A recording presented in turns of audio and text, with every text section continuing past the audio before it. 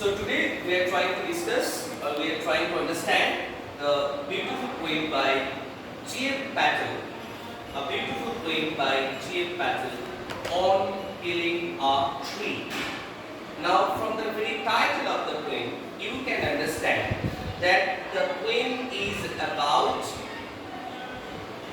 how people are cutting trees with cruelty, and this thought is very much concerned for the environmental perspective, and on this perspective or on this dimension, G.F. Patel composed this beautiful poem on killing a tree. Now, though it is very beautiful to read, but G.F. Patel expressed the very cruelty of human being towards the tree. আমাদের সভ্যতার শুরু থেকেই গাছ এবং মানুষের যে সম্পর্ক একেবারে ওতপ্রোতভাবে জড়িত। যদি পৃথিবীতে এই উদ্ভিদরাজি না থাকতো তাহলে তো সভ্যতার সূচনাটাই হয়তো হতো না, মানুষের বেঁচে থাকাটাই হয়তো হতো না। এবং সেক্ষেত্রে আমরা দেখছি বারবার করে যে প্রকৃতির এই সমস্ত উপাদানে আমরা মানুষেরা যেভাবে তাদেরকে ইউজ করি, ব্যবহার করি, কিন্তু প্রতিদানে আমরা যেভাবে প্রত্যেকটা ন্যাচারাল রিসোর্সেস এবং তার সঙ্গে গাছ বা ফরেস্ট এগুলোকে যেভাবে শেষ করছি, এই জায়গা থেকে তার যে একটা ইকোলজিক্যাল বা ইকোক্রিটিক্যাল যে পার্সপেক্টিভ তৈরি হচ্ছে, যে একটা সময় এই G.F. প্যাটেলকে ভীষণভাবে বানিয়েছে। Now G.F. Patel is an Indian poet, he is a playwright, a dramatist, he is a painter, and he is also a physician. He was a doctor. In 2005, he retired from his medical service and started painting and started the natural movement, and that was known as green movement. It was a kind of movement that G.F. Patel with other people, they tried to establish their thoughts through their paintings and through their writings. So this is all about green movement. তাদের উদ্দেশ্য ছিল যে এই যে greenery, এই যে সবুজতা আমাদের পরিবেশে দিন দিন হারিয়ে যাচ্ছে, যেভাবে আমাদের পরিবেশের বিপদ নেমে এসেছে এবং মানুষ আস্তে আস্তে ধ্বংসের পথে এগোচ্ছে, সেইটার এগেইনস্টে একটা মুভমেন্ট করা গ্রিন মুভমেন্ট। যেভাবে ভায়োলেন্স ক্রিয়েট হয় নেচারের প্রতি, যেভাবে বিভিন্ন মাল্টিন্যাশনাল কোম্পানিজগুলো তারা বিভিন্ন জায়গায় মাইন থেকে তারা যেভাবে এক্সট্রাক্ট করছে আপেলগুলো, বা কোথাও আমরা দেখছি যে নদীর ওখানে তাকে ড্যাম তৈরি করে সেখানে তাকে নদীর গতিপথকে ঘুরিয়ে দেওয়া হচ্ছে, রেল যোগাযোগ পথগুলো সেগুলোকে ঠিকঠাক করবার জন্য অনেক সময় বাদ দিয়ে সেই নদীর যে স্বাভাবিক যে নাব্যতা সেটাকে নষ্ট করে দেওয়া হচ্ছে, ফরেস্ট ফরেস্টগুলো পুড়িয়ে দেওয়া হচ্ছে যাতে করে সেখানে নগর সভ্যতা গড়ে উঠতে পারে, বা মানুষ যখন বুঝেছে তার জন্য, তার সুখ স্বাচ্ছন্দ্যের জন্য এই গ্রিনারিকে ধ্বংস করা দরকার, মানুষ সেটাই করেছে। এই একটা মুভমেন্ট যেটা তিনি শুরু করছেন, তার একটা মেম্বার ছিলেন গ্রিন মুভমেন্ট, যার উদ্দেশ্যই ছিল যে এই প্রকৃতিকে কিভাবে আবার নতুন করে সুরক্ষা দেওয়া যায়, বা কিভাবে আমরা চারপাশের সবুজতাকে বেশি করে আমরা বজায় রাখতে পারি।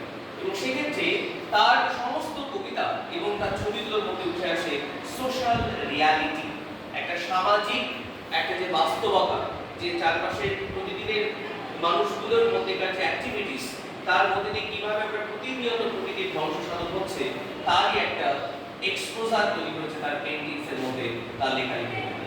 And this poem on killing a tree, it's a simple poem and it's a kind of narrative that how the people are trying to demolish the very existence of a tree, but at the same time the poet is here trying to make a resistance against these human activities. মানুষের এই কার্যকলাপের against একটা resistance কথার অর্থ হচ্ছে প্রতিরোধ, কোথাও যে একটা প্রতিরোধের কথা তিনি বলছেন, এবং কোথাও যদি তিনি একটা অ্যালার্মিং একটা এফেক্ট আমাদেরকে স্মরণ করিয়ে দিচ্ছেন যে আমরা যেভাবে যে পথে এগোচ্ছি সেটা আমাদেরকে ধ্বংসের দিকে এগিয়ে নিয়ে যাচ্ছে। Now the very text of the On Killing a Tree starts like this: It takes much time to kill a tree, not a simple jab of the knife will do it. So it takes much time to kill a tree. It's a statement kind of. আমরা যতই ভাবি যে আমি একটা কুঠার দিয়ে গাছটাকে কেটে ফেললাম এবং গাছটা মরে গেল, তা কিন্তু নয়।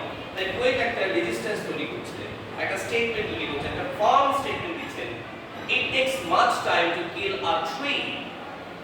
একটা গাছকে কাটতে অনেক সময় লাগে। Not a simple jab of the knife will do it. যে একটা নাইফ একটা সিম্পল জ্যাব সেটা এই গাছটাকে মেরে ফেলতে পারে, কেটে ফেলতে পারে, তা নয়। It has grown slowly, consuming the earth, rising out of it, feeding upon its crust, absorbing years of sunlight, air, water, and out of the leprous height, sprouting leaves.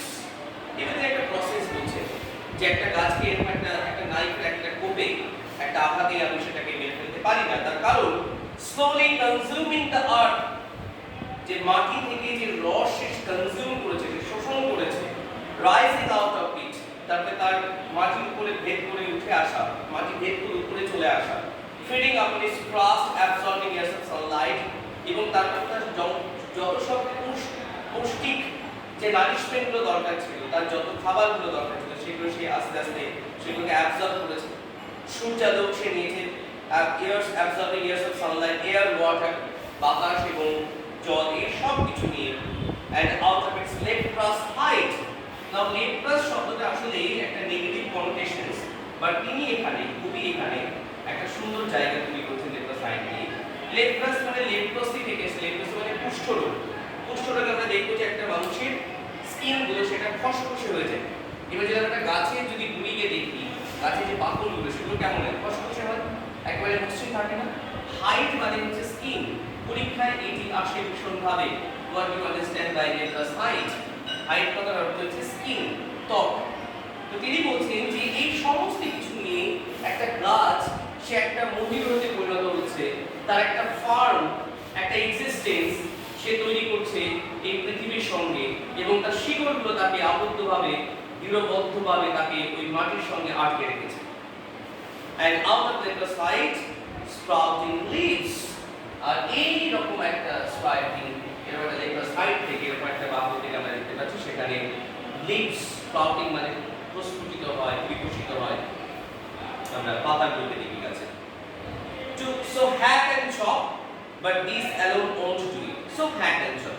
তাই বললাম চলো hack and chop, সেটাকে মেরে ফেলো, সেটাকে টুকরো টুকরো করে কেটে ফেলো, but these alone won't do it. KUET বলছে না, শুধু হ্যাক এন্ড চপ এটা কখনোই এই কাজটা করতে পারে না, এত সহজ নয় মেরে ফেলা। Not so much pain will do it, এমনকি এর বেশি পেইন তৈরি হবে না। The bleeding bird will heal, this is very very important line. The bleeding bird will heal. এটি পরীক্ষায় আগে অনেকবারই এসেছে। ব্লিডিং বার্ড, আমরা যখন একটা গাছের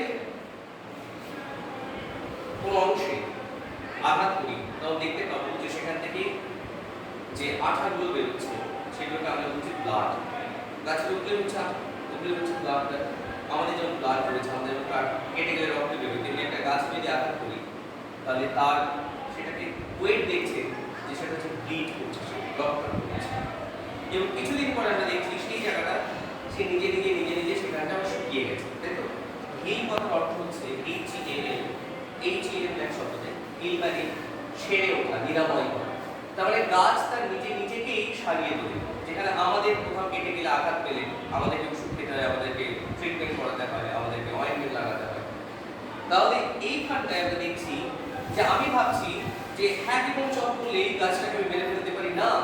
আমি যদি কোথাও একটা হ্যাক করি বা চপ করে রাখি, দুদিন পরে আমি দেখব সেখানে গাছ নিজেই সেখানে নিজেকে হিল করে ফেলছে। So the bleeding part will heal. And from close to the ground will rise curved green twigs, miniature boughs, which if unchecked will expand again to further size.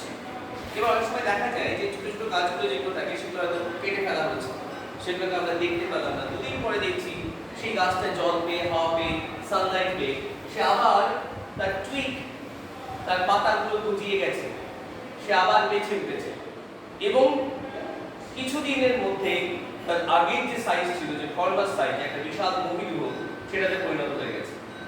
Now no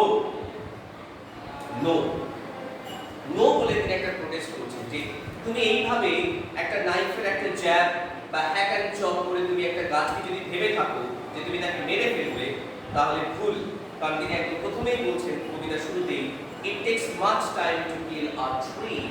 এইবার তিনি বলছেন no, now this is a kind of protest. এখানে একটা প্রতিবাদ করছেন, no,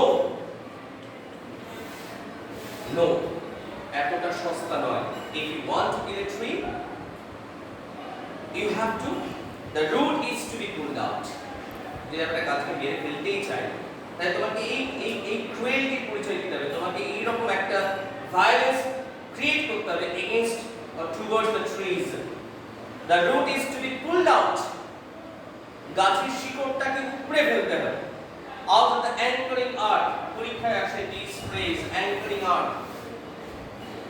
anchoring করা মানে anchor মানে নোঙর করা, যেখানে জাহাজগুলোকে একটা অ্যাঙ্কার দিয়ে সেই জলের মধ্যে তাকে অনেক, সেখানে কি করে মাটির মধ্যে সেই অ্যাঙ্কারটা চলে যায় আর একটা জাহাজ সেখানে দাঁড়িয়ে থাকে, অ্যাঙ্কার নোঙর করা। দেখেছিস তো অ্যাঙ্কার এরকম দেখতে হয়, দেখবি ওই লোহার বিশাল মনে এরকম এই অ্যাঙ্কারটাকে ফেলে দেওয়া হয় জলের পরে এবং সেটা সুগত থাকে। সেই অ্যাঙ্কারটা কি করে জাহাজটাকে ওরকম অপর একটা জাহাজকে ওরকম একটা সমুদ্রের ঢেউয়ের মধ্যে তাকে স্টিল করে রেখে দেয়। তেমনি গাছও এই যে গাছের সঙ্গে এই যে মাটির যে সংযোগ বা এই যে একটা মাটির মধ্যে যেভাবে শিকড়গুলো দিয়ে সে ভীষণভাবে আবদ্ধভাবে থাকে, এইটাকে তিনি বলছেন অ্যাঙ্কারিং আর্থ। তাই আমি যদি সত্যি সত্যি গাছটাকে মেরে ফেলতে চাই, তাহলে আমাকে যেটা করতে হবে, I have to pool out, আমাকে ওটা তুলে ফেলতে হবে সেটার সঙ্গে আউট অফ দ্য অ্যাঙ্কারিং আর্থ।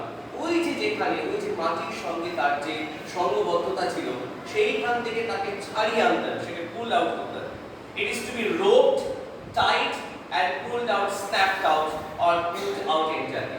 তারপরে যদি এটা করতে যাই, তাহলে আমাকে এটা দড়ি দিয়ে বাঁধতে হবে, সেটাকে বেঁধে রাখতে হবে এবং তারপরে সেটাকে জোরে টান দিয়ে সেখান থেকে বার করতে হবে। অথবা আমি যদি তাকে পুরোপুরি শিকড় সমেত বার করি, তাহলে সেখানে একটা কি তৈরি হবে, out from the earth cave. এটাও এক্সামে আসে, আর্থ কেভ। দেখবি যদি কোনো খুব বড় বট গাছ হয়, সেই বট গাছকে আমরা তো উঠাতে পারবো না, কিন্তু এক এক করে যারা গাছ কেটে ফেলে তারা আস্তে আস্তে আস্তে আস্তে দড়ি দিয়ে বেঁধে উপর থেকে কেটে কেটে কেটে কেটে পাট পাট পাট করতে তার পুরো গাছটাকে তুলে ফেলে। যদি দেখা যায় কখনো কোনো ঝড়ে কোনো একটা গাছ, বড় গাছ উঠে গেছে, দেখবি শিকড়টা যত দূর তুলেছিল সেটা একটা গর্ত তৈরি হয়, তাই না, বিশাল একটা গর্ত তৈরি হয়। এইটাকে ওয়েট বলছে this is the earth cave. এটা হচ্ছে একটা মাটির গুহা, earth cave, and the strength of the tree exposed.